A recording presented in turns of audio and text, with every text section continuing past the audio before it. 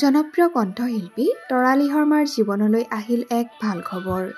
পিছে এই ভাল খবৰটোনো কি? এই সকলোবোৰ আপোনালোকক জনাম, গতিকে ভিডিঅ'টো শেষলৈকে চাই থাকিব বুলি আশা কৰিলোঁ। নমস্কাৰ বন্ধু-বান্ধৱীসকল, স্বাগতম জনাইছোঁ আপোনালোক সকলোকে আমাৰ চেনেলৰ অন্য এটা নতুন ভিডিঅ'লৈ। আশা কৰিছোঁ সকলো ভালেই আছে। ভাস্কৰ ৰত্নৰে বিভূষিত হ'ল জনপ্ৰিয় কণ্ঠশিল্পী তৰালি শৰ্মা। আদৰৰ কণ্ঠশিল্পীগৰাকীয়ে লাভ কৰিলে এই বিশেষ সন্মানটি। কুমাৰ ভাস্কৰ বৰ্মা সংস্কৃত আৰু পুৰাতন অধ্যয়ন বিশ্ববিদ্যালয়ৰ প্ৰাক্তন ছাত্ৰ সন্মিলনে ভাস্কৰ ৰত্ন বঁটা আগবঢ়াইছে কণ্ঠশিল্পী তৰালি শৰ্মালৈ। সদায় কোমলতাৰে আনৰ বুকুলৈ পজিটিভিটিৰ প্ৰৱাহ কৰা কণ্ঠশিল্পী তৰালি শৰ্মাৰ এই খবৰটিয়ে সকলোকে উৎসাহিত কৰি তুলিছে। তেখেতৰ কণ্ঠ আমাৰ বাবে অতিকৈ আপোন।